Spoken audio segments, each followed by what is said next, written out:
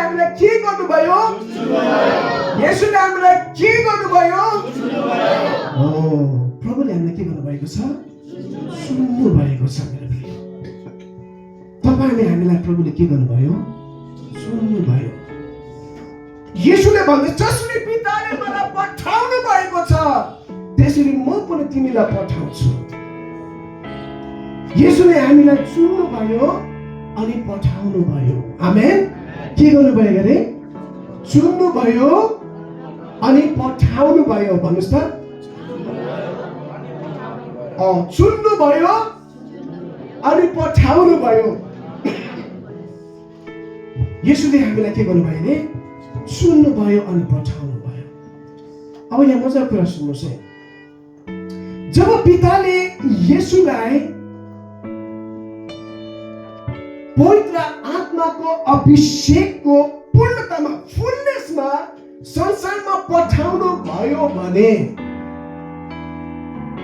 पिताले येशूलाई यतिकै पठाउनु भएन नि त, हैन?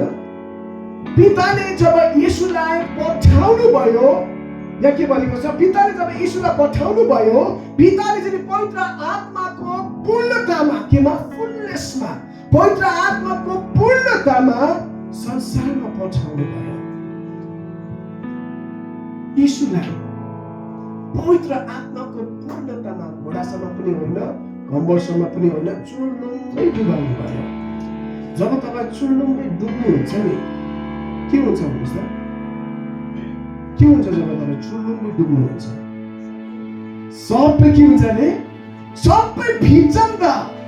हामी जब आत्मामा हामी चुल्लुमै डुब्छौँ भने घोडा कम्बर हुँदैन, पुरा भिजेको हुन्छ। आमेन भन्नुहोस् न।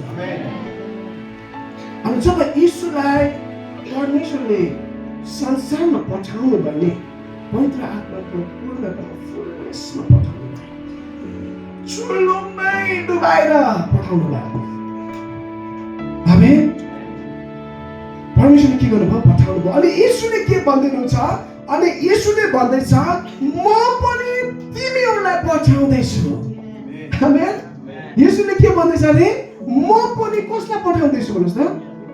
कसलाई भन्नुहोस् त? कसलाई भन्नुहोस् त? मलाई भन्नुहोस् त। मलाई भन्नुहोस् न।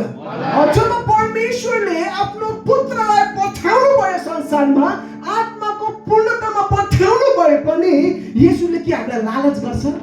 निता आन्टीलाई त अलिकति आत्मा दिन्छु, दिँदैन होला, हुँदैन। यसरी पठाउनु भयो प्रभुले हामीलाई आत्माको अलिकति छिर्का गरेर। जब परमेश्वरले येशूलाई आत्माको परिपूर्णतामा पठाउनु भए पनि तपाईँ अनि मलाई येशूले के भन्दैछ? जसरी पिताले मलाई पठाउनु भयो म पनि तिमीहरूलाई पठाउँदैछु। अनि जब येशूले हामीलाई सुन्नु भयो अनि पठाउनु भयो भने पवित्र आत्माको अभिषेकको पूर्णतामा पठाउनुहुन्छ। आमेन।